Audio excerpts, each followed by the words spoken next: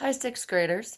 This is Mrs. Schroedl, and usually I come into classrooms and I read during these phenomenally fun read alouds, but we're trying to minimize the number of people that you're interacting with, so I'm going to record myself. I love reading books, especially picture books. When my kids were little, we would read every night, and I hope that if you don't have a love of reading yet, it's something that you might develop. Miss Beckett has a bunch of books sitting outside the library, just right in the entrances. So go and swing by and grab a couple books. Maybe you want to read them over break. But I am going to read to you one of my favorites. It's called Alexander and the Terrible, Horrible, No Good, Very Bad Day. Because we all have terrible, horrible, no good, very bad days. This book was given to me by a friend in 1999. So I highly suggest if you ever give somebody a book, write a little note in there so they can remember you every time they read it and think about you. So, here we go. Have you ever had a horrible, no good, very bad day? I have. Yeah? If you haven't, whoosh, it might happen yet. All right, here's Alexander's. I went to sleep with gum in my mouth, and now there's gum in my hair.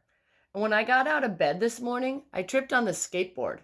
And by mistake, I dropped my sweater in the sink while the water was running. And I could tell it was going to be a terrible, horrible, no good, very bad day. Ugh. It's bad.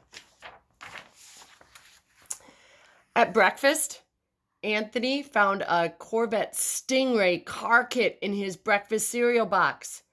And Nick found a junior undercover agent code ring in his breakfast cereal box.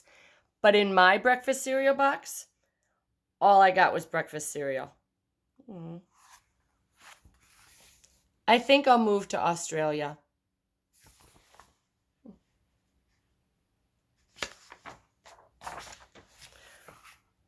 In the carpool, Mrs. Gibson let Becky have a seat by the window.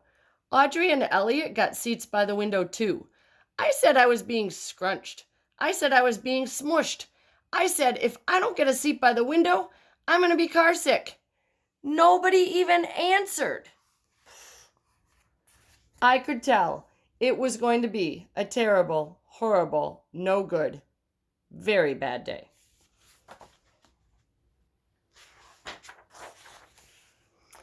At school, Mrs. Dickens liked Paul's picture of the sailboat better than my picture of the invisible castle. At singing time, she said I sang too loud. At counting time, she said I left out 16. Who needs 16? I could tell it was going to be a terrible, horrible, no good, very bad day.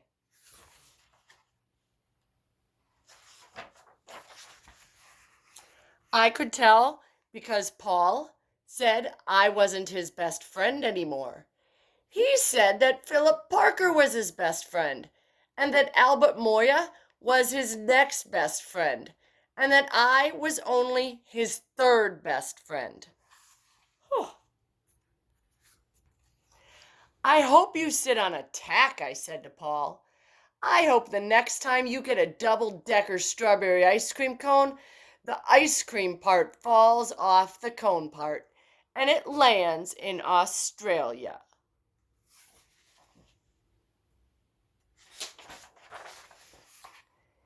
There were 2 cupcakes in Philip Parker's lunch bag, and Albert got a Hershey bar with almonds.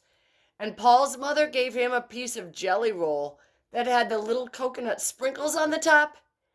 Guess whose mother forgot to put in dessert? It was a terrible, horrible, no good, say it with me, very bad day.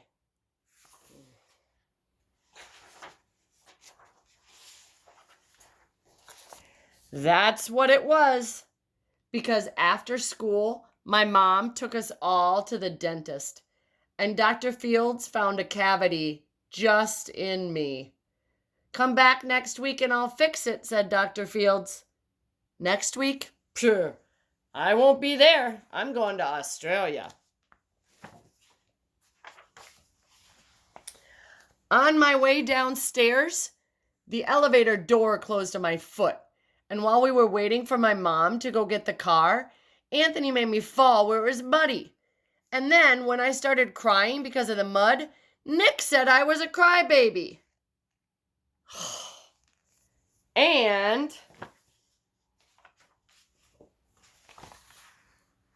while I was punching Nick for saying crybaby, my mom came back with the car, and she yelled at me for being muddy and fighting. I am having a terrible, horrible, no good, very bad day. I told everybody. Nobody even answered.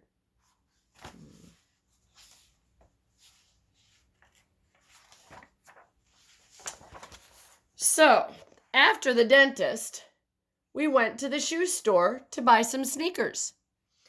Anthony chose white ones with blue stripes. Nick chose red ones with white stripes. I chose blue ones with red stripes. And of course, the shoe man said, "We're all sold out of those." They made me buy plain old white shoes, but they can't make me wear them. Oh. When we picked up my dad at his office, he said I couldn't play with his copy machine, but I forgot.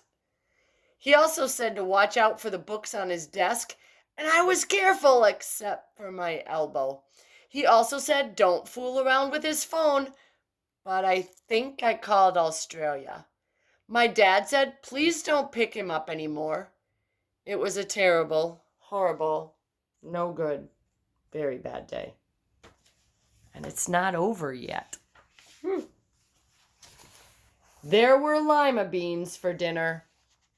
I hate lima beans. There was kissing on TV. I hate kissing.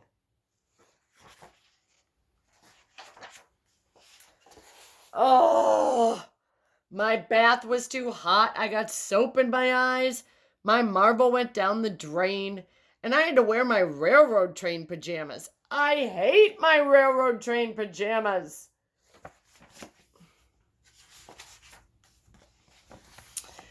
When I went to bed, Nick took back the pillow that he lent to me. He said I could keep it, but nope. Then the Mickey Mouse nightlight burned out and I bit my tongue. The cat wants to sleep with Anthony, not me. It has been a terrible, horrible, no good, very bad day. My mom says some days are just like that. Even in Australia. So that's the end. And when we have terrible, horrible, no good, very bad days, the good news is the next day we get to start over. I hope today is a good one for you. Thanks for watching.